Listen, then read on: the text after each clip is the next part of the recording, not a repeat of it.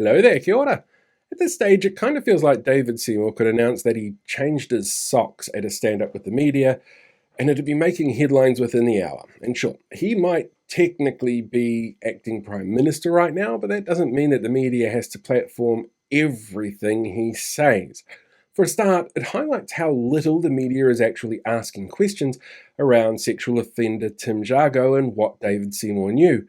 But it certainly means that since his party dipped into single-digit figures on the only poll that matters to the right, the taxpayer union Curia poll, he's been front and centre in media almost non-stop in an effort to avoid the party being relegated at the next election to below that 5% threshold.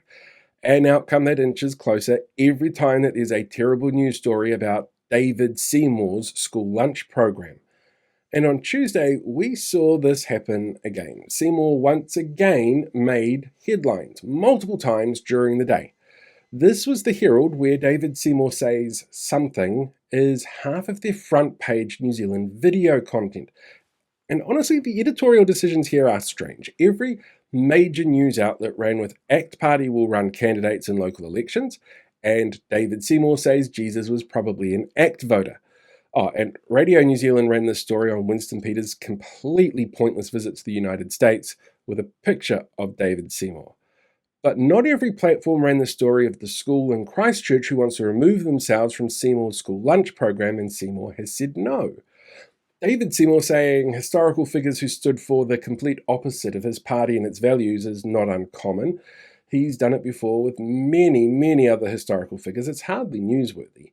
And announcing his party's going to be running candidates in local body elections, well, that's also a nothing announcement that still warranted media outlets live streaming the damn thing. Political parties have long run candidates in local elections. Labour and the Greens often endorse or run candidates in some of the largest urban areas in the country, and they've done so for years.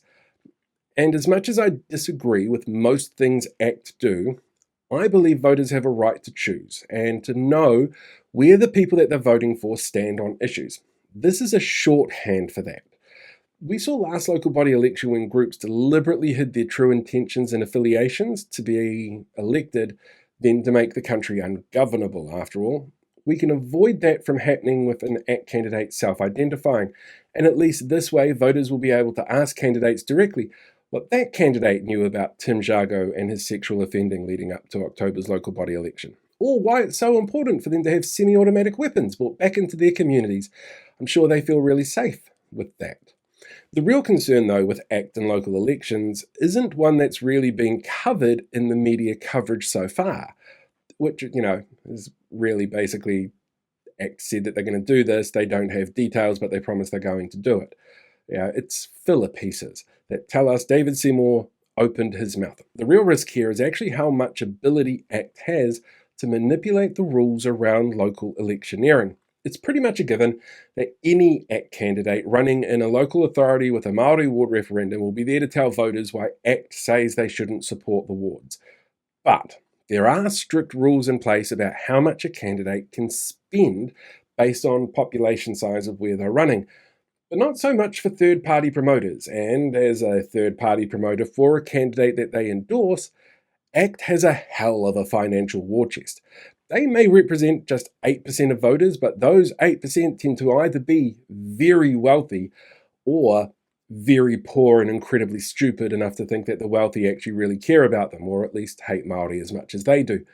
For 2023, ACT accumulated $4.2 million in party donations over 20 grand, including $100,000 from the richest man in the country and a heap from property development linked groups and individuals who have a vested interest in shaping council laws around property development.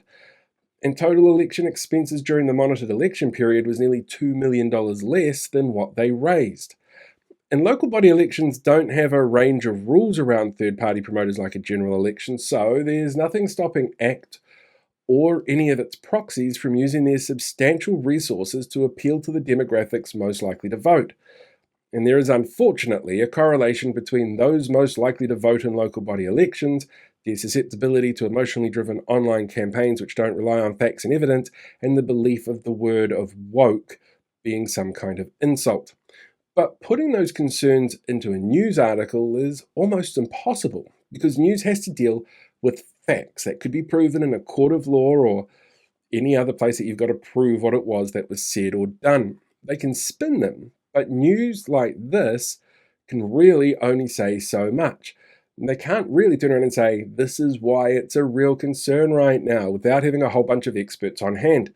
It won't be until October that it becomes news and not just opinion. But that doesn't mean that our media has to keep platforming everything David Seymour says, like every utterance is of national significance. As long as outlets, though, are getting interactions or engagement or reach from putting that out there, they're going to continue to do that. But it should, hopefully, act as a bit of a reminder for voters as well out there to make sure that your voting details are up to date before this year's local body election.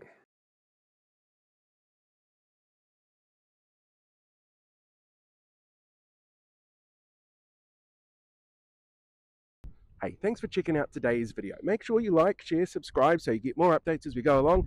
We deal with these guys for the rest of the year.